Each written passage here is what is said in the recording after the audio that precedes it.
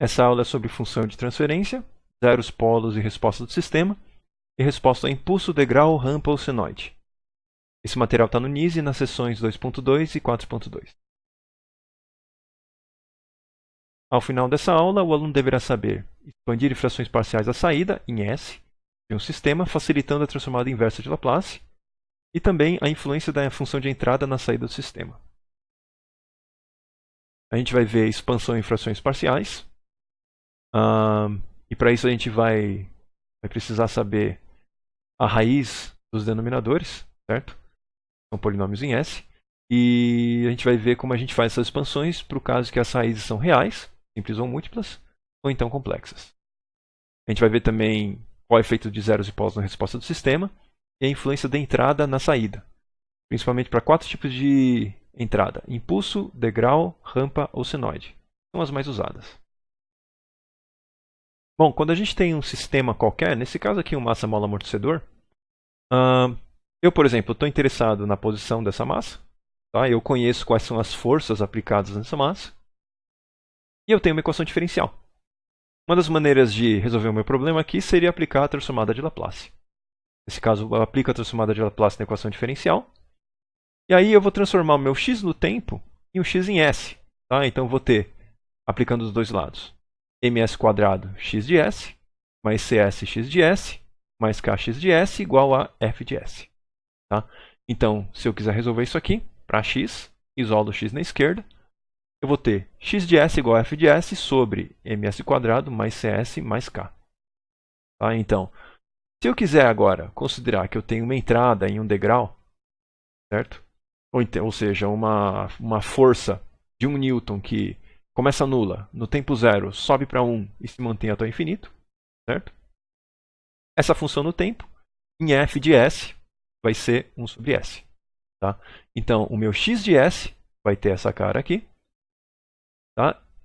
E o meu trabalho agora é transformar o meu x de s de volta para x de t. Certo? O meu x de t é o que eu entendo, está no tempo. Certo? É o que eu estou interessado em saber.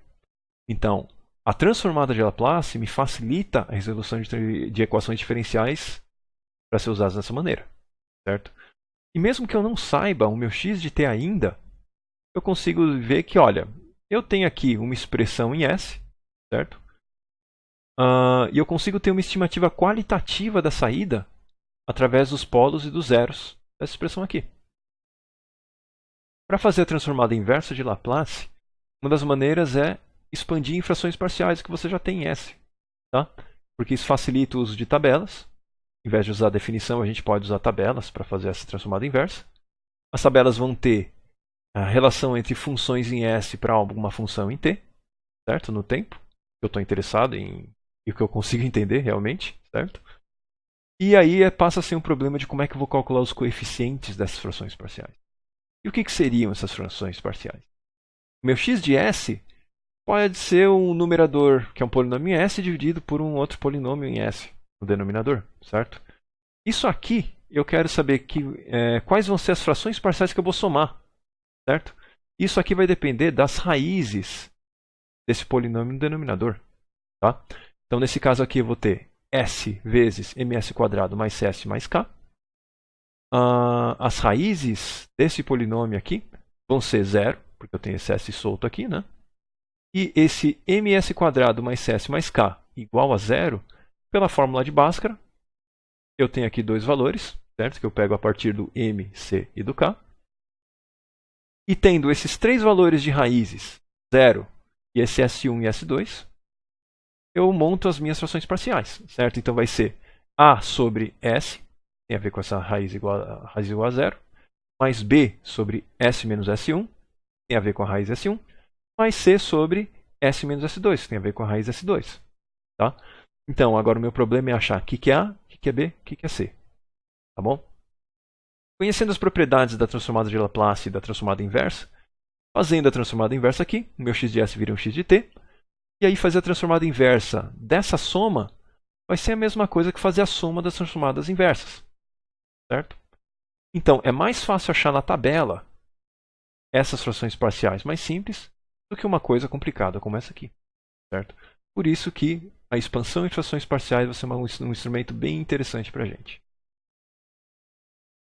As frações parciais da saída vão me dar uma separação da resposta do sistema na parte forçada e a parte natural. Tá? Como isso? Eu sei que a minha entrada desse sistema foi o quê? Uma força integral, certo? Então eu sei que esse polo foi uma contribuição dessa parte da entrada. Então esse aqui eu sei que é o polo da entrada, certo? Os outros polos têm a ver com o meu sistema mesmo, então são os polos do sistema, certo? Então, quando eu faço a transformada inversa, eu sei que essa fração aqui, quando eu faço a parte inversa, isso aqui vai ser a saída devido à minha entrada integral, certo? E essas outras frações aqui vão me dar as saídas que têm a ver com a dinâmica do meu próprio sistema. Então, com isso, eu consigo entender muito bem como é que as entradas vão influenciar a minha saída. A expansão em frações parciais vai ser transformar uma função complicada na soma de termos com uma transformada conhecida. Tá? O problema é que eu preciso conhecer os polos. Tá? Então, eu tenho que achar uma maneira de saber quais são as raízes do denominador. A outra condição que eu tenho que também obedecer é que a ordem do polinômio no numerador tem que ser menor do que a ordem do polinômio no denominador. Caso não seja, eu posso dividir o polinômio do numerador pelo do denominador e eu uso o resto para expandir em frações parciais. Certo? Então, vamos supor aqui, eu tenho aqui um polinômio de terceira ordem no numerador e de segunda ordem no denominador. Fazendo a divisão, eu vou ter o quê? S mais 1 mais o resto, né? Que seria 2 dividido pelo denominador. Certo? Então, essa parte aqui obedece à condição. Eu consigo expandir em frações parciais. E aí eu consigo achar a inversa de Laplace dessa parte de uma maneira relativamente simples. Tá? A outra parte é S mais 1, certo? Eu posso simplesmente fazer a transformada inversa dessa parte aqui. Vejo na tabela, faço a transformada inversa. Para fazer a expansão em frações parciais, eu preciso lembrar de uma coisa importante. A fatoração de um polinômio de grau n. Tá? Então, um polinômio de grau n qualquer pode ser fatorado a partir das suas n raízes. Certo? Então, isso vai ser... Os fatores vão ser S menos S1 até Sn, que seriam as raízes, multiplicados por uma constante. Certo? E por isso eu consigo pegar essa função complicada e colocar de uma forma fácil de enxergar todos os fatores que eu vou usar para as frações parciais. Tá? Então, lembrando novamente, eu preciso conhecer os polos para poder fazer essa fatoração, tá? Que vai depender das raízes desse polinômio. Então, agora o meu problema é determinar os coeficientes KI para cada uma dessas três situações aqui. Tá? A mais simples seria polos reais e distintos, onde quando eu fatoro o meu denominador, vou ter simplesmente S menos polo e nenhum desses polos vão ser repetidos. Certo? Vão ser polos reais e distintos. O caso um pouco mais complicado é quando tem polos reais e múltiplos, ou seja, eu vou ter S menos polo elevado a um Rzinho, que vai ser maior do que 1. Ou então quando eu tenho polos complexos. Nesse caso eu vou ter polos complexos conjugados também. Tá? Para polos reais e distintos, eu vou ter a soma de frações parciais com esses polos. Certo? Então eu vou ter que achar o K1 até o Kn. Certo? Então, para um Km qualquer, certo? Para um M qualquer, eu vou fazer o quê? Primeiro multiplicar ambos os lados por S menos Pm. Certo? Multiplicando dos dois lados S menos Pm, o que vai acontecer? No lado esquerdo eu vou cancelar esse fator do denominador. E no lado direito eu vou multiplicar todas as minhas frações parciais por S menos Pm. Então, quando eu avaliar o meu Km para S tendendo a Pm, tudo que tinha no lado direito que tem esse fator S menos Pm vai tender a zero, certo? Menos o Km, porque o Km ele já é dividido por S menos Pm. Vai ser cancelado esse dividido por S menos Pm quando eu multiplico por S menos Pm. Tá? Então simplesmente vai sobrar o Km do lado direito. Então o meu Km vai ser igual a Ns dividido por todos os fatores do denominador menos o S menos. Tá? Então, de uma forma geral, o meu Km vai ser igual a NS dividido por S menos P1 até S menos Pn. Só que tirando o S menos Pm do meio. Bom, esse exemplozinho aqui é bem simples, eu já tenho aqui os fatores já identificados, eu não precisei fatorar, tá? Então eu quero separar isso aqui em K1 sobre S mais 1 e K2 sobre S mais 2. Então eu quero saber qual que é o K1 e qual é o K2, tá? Para que essa igualdade seja verdadeira. Tá? Então, primeiro, vamos procurar K1. Multiplica ambos os lados por S mais 1. Tá? Então, o lado esquerdo, multiplicando por S mais 1, eu vou cancelar com esse S mais 1 dividindo, certo? E no lado direito, multiplica por S mais 1, multiplica por S mais 1. Esse aqui, que está multiplicando o K1, vai cancelar com a divisão do S mais 1. Então vai ficar só K1 sobrando aqui. O outro não. O S mais 1 vai continuar aqui. E agora, quando eu colocar o S tendendo a menos 1, o que vai acontecer? Isso aqui vai tender a 0. Então, quando S tende a menos 1, vai sobrar só o K1 do lado direito. Então, o K1 vai ser igual a 2 sobre S mais 2. S mais 2, 2 sobre S mais 2, com S tendendo a menos 1, eu vou ter o quê? 2 sobre menos 1 mais 2. Então, vai sobrar só igual a 2, certo? Então, K1 vai ser igual a 2. No caso do K2, eu vou multiplicar os dois lados por S mais 2. Então, no lado esquerdo, esse S mais 2 multiplicado vai cancelar com esse S mais 2 dividindo. No lado direito, o S mais 2 vai multiplicar aqui com K1 e com K2. No K2, esse S mais 2 multiplicando vai ser cancelado por S mais 2 dividindo. E quando S tende a menos 2, esse termo vai tender a 0, vai sobrar só K2. Tá? Então, K2 vai ser igual a 2 sobre S mais 1. Tá bom? Então, se 2 sobre S mais 1, eu vou ter um S tendendo a menos 2 aqui. 2 sobre menos 2 mais 1. Então, é 2 sobre menos 1. Então, K2 é igual a... Então, o meu f de S, com a expansão em frações parciais, vai ser igual a 2, que é o K1 sobre S mais 1, mais menos 2, seria o K2, dividido por S mais 1. Agora um caso um pouco mais complicado, certo? Quando eu tenho polos reais e múltiplos. Então eu vou ter algum dos fatores aqui, alguns dos polos, certo? S menos, nesse caso aqui, PM, polo M, certo? Vai ser elevado a um Rzinho, maior do que 1, certo? Isso aqui não vai dar origem a só uma fração parcial, vai dar origem a Rzinho, frações parciais. Tá? Então eu vou ter Km1, Km2 até Kmr, certo? Isso aqui, cada um deles vai ser dividido por S menos Pm elevado a R, elevado a R menos 1, até que seja S menos Pm elevado a 1. Certo? Então eu vou ter Rzinho, frações parciais. Tá? Então, para cada polo múltiplo Pm, eu vou ter que fazer isso. Tá? Primeiro, eu multiplico ambos os lados pelo denominador de maior potência. Certo? Ou seja, uma multiplicidade Rzinho. Tá? Então, eu vou multiplicar aqui o lado esquerdo. Então, vai ficar S menos Pm elevado a R. Isso aqui vai ser cancelado pelo S menos Pm elevado a R no denominador. Tá?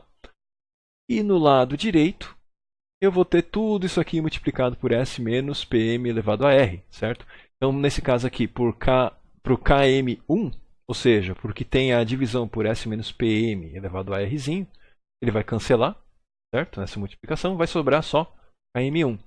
E aí a gente vai ter uma coisa muito parecida com o que a gente viu no caso de polos reais distintos.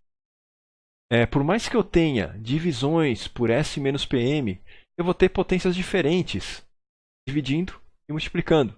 Então, para o Km2, que é o seguinte, que vai ser dividido por S menos Pm elevado a R menos 1, vai sobrar S menos Pm, porque ele está sendo multiplicado por S menos Pm elevado a Rzinho. Tá? Então vai sobrar um S menos Pm. E assim por diante, eu vou ter sobrando aqui, multiplicando o meu Km alguma coisa, por S menos Pm elevado a alguma coisa até R menos 1. Certo? E todos os outros polos que são distintos vai continuar sendo multiplicado por S menos Pm elevado a Rzinho. Tá? Então, agora o que eu vou fazer? Eu vou avaliar o meu Km1 quando o meu S está tendendo a PM. Certo? Isso aqui vai se dar exatamente como a gente já viu no caso de polos distintos. Esse KM1 vai ser obtido da mesma maneira. Tá? Então, eu vou avaliar para S tendendo a PM na minha esquerda, e na direita eu vou ter todos os termos que não são o KM1 sendo multiplicados por um S menos PM. Então, quando S tende a PM, todos os outros termos vão tender a zero. Tá? Vai sobrar só o KM1. Então, KM1 vai ser igual a isso aqui. Certo? Determinado o KM1, agora eu passo a determinar o KM2 até o KMR para terminar meu problema. Certo? Então, para cada KMI, eu vou derivar em essa expressão usada para KMI-1. Certo? E depois eu avalio o KMI colocando o S tendendo a PM. Tá? Então, se eu estou calculando agora o KM2, eu vou derivar em S o que eu usei para calcular o KM1. E eu vou derivar em S também o meu lado direito daquela equação, certo? Então, o KM1 vai sumir porque era uma constante. O KM2 está multiplicado por S menos PM. Não tem nenhuma potência aqui mais de 1, certo? É só S menos PM. Então, quando eu derivo em S tudo isso aqui, vai sobrar só KM2. Os outros termos aqui, derivando tudo em S, vai sobrar alguma coisa multiplicando os Ks, que vai ser o S menos PM, certo? Elevado a alguma coisa. Certo? Então, quando eu avalio isso aqui com S tendendo a PM, vai sumir tudo. Só vai sobrar KM2. Então, o que vai ficar de uma maneira geral? Para eu calcular o KMI, eu vou derivar a expressão, certo, que eu achei para o KM1, I menos uma vezes em S. Certo? Avalie isso aqui com S tendendo a PM. Certo? Mas não vai ser o KMI, vai ser I menos 1 fatorial multiplicado por KMI. Certo? Por que vem esse I menos 1 fatorial? Vem das derivadas em S sucessivas, quando eu tenho aquele fator S menos PM elevado a alguma coisa. Certo? Então eu vou ter o meu KMI multiplicado por o meu S menos PM I menos 1, certo? E as derivadas sucessivas em S vai fazer com que eu tenha alguma coisa pré-multiplicando que vai ser o I menos 1 fatorial. Então, de uma maneira geral, é isso. O KMI, certo? Desde o 1 até o R, vai ser 1 sobre I menos 1 fatorial, vezes a derivada iésima menos 1 em S do que eu usei para calcular meu KMI, certo? Que vai ser o quê? S menos PM elevado a R multiplicado. Isso aqui vai ser cancelado pelo S menos PM elevado a R, certo? Isso aqui é avaliado para S tendendo a PM. Bom, um exemplo agora para isso, vamos colocar aqui um polo distinto e um polo múltiplo, certo? Seria esse f de S igual a 2 sobre S mais 1 vezes S mais 2 ao quadrado. Tá? Então, eu estou procurando expandir esse negócio no quê? Baseado nas raízes. Então, vai ser um K1 dividido por S mais 1. E depois vou ter K2 da minha raiz múltipla, certo? Então, vai ser um K21 dividido por S mais 2 ao quadrado, mais K22 dividido por S mais 2. Tá? Então, eu quero saber K1, K21, K22. Tá? Então, vamos começar pelo polo real simples menos 1. Certo? Ou seja, K1. Eu quero saber qual que é o meu K1. Para polos reais distintos, o que eu faço? Multiplico essa parte aqui por S mais 1. Certo? Esse S mais 1 vai ser cancelado pelo S mais 1 dividindo. Coloco isso aqui avaliado a S tendendo a menos 1. E isso aqui vai ser igual ao meu K1. Certo? Aqui eu já estou colocando a demonstração, que é o quê? Multiplicando por S mais 1 todos os termos do meu lado direito. Vai ter o meu K1 sozinho, certo? Porque o S mais 1 vai cancelar. E todos os outros termos vão continuar com o S mais 1, que quando eu avalio S tendendo a menos 1, vai sumir. Tender a zero. Tá? Então, o K1 vai ser igual a 2 sobre menos 1 mais 2 ao quadrado, certo? Ou seja, igual a 2. Para o polo real múltiplo, menos 2, certo? Primeiro, K21. Eu quero achar primeiro esse K21 aqui. Tá? Então, o que eu faço? Multiplico dos dois lados por S mais 2 ao quadrado. Certo? Então, vai ser o quê? Esse lado aqui vai ser cancelado aqui. E do outro lado, já foi provado que quando eu vou colocar o S tendendo a menos 2, só vai sobrar meu K21. Certo? Então, o meu K21 vai ser igual a 2 sobre S mais 1 com S tendendo a menos 2. Vai ser 2 dividido por menos 2 mais 1, que é igual a menos 2. Agora, para calcular o meu K22, eu vou pegar a expressão que foi usada para calcular o K21, derivo em S.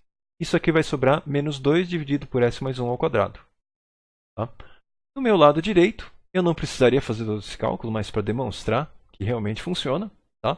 Eu derivo tudo isso aqui em S, certo? Então, meu K21 é uma constante, derivada em S vai sumir. Esse S mais 2 ao quadrado vezes K1 dividido por S mais 1 vai dar origem a esses dois termos aqui, quando eu derivo em S, certo? E o meu S mais 2 vezes K22, quando eu derivo em S, vai sobrar só K22, tá? Então, o K1, nesses dois termos, vai ser multiplicado por um S mais 2, e quando eu coloco o S tendendo a menos 2, tudo isso aqui vai tender a zero. Tá? Vai sobrar só o K22. Então, K22 vai ser igual a menos 2.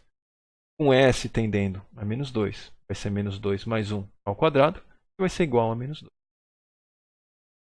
Então, quando eu tinha o meu problema inicial aqui, eu queria saber o quê? K1, K21 e K22. O polo simples, menos 1, deu K1 igual a 2. E para o polo múltiplo, certo? K21 e K22 deu menos 2.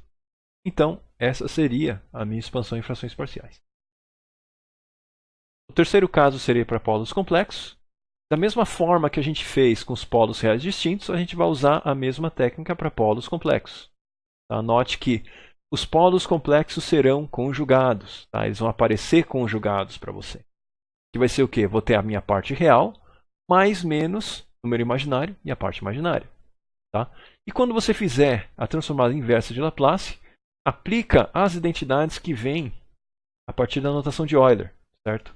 Para você ter uma notação um pouco mais limpa. Muitos dos polos complexos que vão aparecer vão vir complexos conjugados de termos de segunda ordem, certo? Isso aqui vai ser um dos polos mais comuns complexos que vai achar, porque muitos sistemas práticos são de segunda ordem. Tá? Então vai vir, por exemplo, de um S quadrado mais AS mais B, certo? Ou de um A, S quadrado mais BS mais C. E se eu quiser saber quais são as raízes desse polinômio que vai me dar os polos, eu tenho que usar a fórmula de Bhaskara. Tá? Então, AS quadrado mais BS mais C igual a zero. Eu vou ter como raiz S1 e S2 igual a menos B mais menos raiz quadrada de B quadrado menos 4AC dividido por 2A. Agora a gente vai ver o efeito de zeros e polos na resposta do sistema. Tá? Então vamos considerar essa função de transferência. Aqui eu vou ter S mais 2 dividido por S mais 5, é um sistema de primeira ordem. Vou considerar uma entrada em integral unitário. Então o meu R de S, que vai ser a entrada, vai ser igual a 1 sobre S. E a minha saída C vai ser igual à função de transferência vezes a entrada, G vezes R. Tá? Então vai dar S mais 2 dividido por S vezes S mais 5. Tá? Então, os zeros, ou seja, a raiz do polinômio do numerador vai ser igual a menos 2. Os polos, as raízes do polinômio do denominador, então vai ser 0, 5. Tá? Note que esse S igual a 0, esse polo vem da entrada, certo? Vem do meu degrau unitário. Agora, expandindo em frações parciais, eu sei que as raízes do denominador tem a ver com o 0, ou seja, S, e com menos 5, ou seja, com S mais 5. Então tem que achar A e B. Tá? O meu A vai ser igual a 2/5. Tá? O meu B vai ser igual a 3/5. Tá? Então qual que vai ser a minha resposta? O meu C no tempo, a minha saída no tempo, vai ser a transformada inversa de C de S, e vai ser a transformada inversa de 2/5 dividido por S, ou seja, simplesmente a constante de 2/5, mais a transformada inversa de 3/5 dividido por S mais 5. Isso aqui vai ser 3/5 de e elevado a menos 5t. Tá? Essa parte vem do sistema, essa parte vem da entrada. Tá? Então, somando essas duas transformadas inversas, meu C no tempo vai ser 2/5 mais 3/5 vezes e elevado a menos 5t. Então a resposta ao degrau tem a sua parte forçada e a sua parte natural, certo? Então a gente vê que o polo da entrada define a forma da resposta forçada, certo? Então, a minha entrada aqui era um degrau unitário, certo? Qual que é a forma da resposta forçada? Uma constante. Tá? O polo do sistema, ou seja, o polo da função de transferência, dá a forma da resposta natural. Nesse caso, é uma exponencial aqui, certo? Então, se o meu polo está em cima do eixo real, eu vou ter uma resposta exponencial. Quanto mais negativo, mais rápido o decaimento. Tá bom? Então, os polos, tanto da entrada quanto da saída, deram a forma para a minha resposta baseada neles. Certo? E os zeros vão afetar também, mas não tão decisivamente quanto os polos. Os zeros e os polos conjuntamente têm a ver com a amplitude da resposta, tanto forçada quanto natural. Tá? Ou seja, qual é a magnitude do A e do B? Vou definir isso aqui. As formas de entrada mais comuns são impulso, degrau, rampa e senoide. Tá? A gente já viu o degrau. O degrau R de S igual a 1 sobre S. E o termo forçado vai ser a transformada inversa de Laplace de A dividido por S. Que vai ser uma constante A. Tá? O impulso é um caso à parte. R de S vai ser 1. Não tem polo. Então não tem nenhum formato da resposta baseado na força, certo? Porque é simplesmente um impulso. Tá? Ele vai se comportar que nem um sistema livre. A rampa, o R de S vai ser igual a 1 sobre S quadrado. E o termo forçado vai ser a transformada inversa de Laplace de A dividido por S quadrado. Isso aqui vai ser igual a A vezes T, ou seja, uma rampa de inclinação A. Tá? A senoide vai ter uma R de S igual a ômega dividido por S quadrado mais ômega quadrado. Isso aqui vai ser um seno, certo? Podia ser um cosseno, que vai ter um formato um pouco diferente aqui. Tá? E o termo forçado tem a ver com a transformada inversa de A dividido por S quadrado mais ômega quadrado. Isso aqui vai ser igual a A dividido por ômega vezes seno de ômega t. Ou seja, uma senoide de amplitude A dividido por ômega. Ou seja, a forma da resposta devido à entrada, ou seja, a resposta forçada, vai ser igual à forma da entrada que eu estou colocando. Bom, essa aqui é a famigerada tabela da transformada de Laplace. Tá? Você vai ter todas as funções do tempo no lado esquerdo e no lado direito a correspondente em S. Tá? Isso aqui que mais se usa na prática para fazer as conversões tanto da transformada de Laplace para S quanto para T na transformada inversa. Tá? Isso aqui geralmente aparece em todos os livros de controle. Bom, é isso por essa aula. Qualquer dúvida, entre em contato.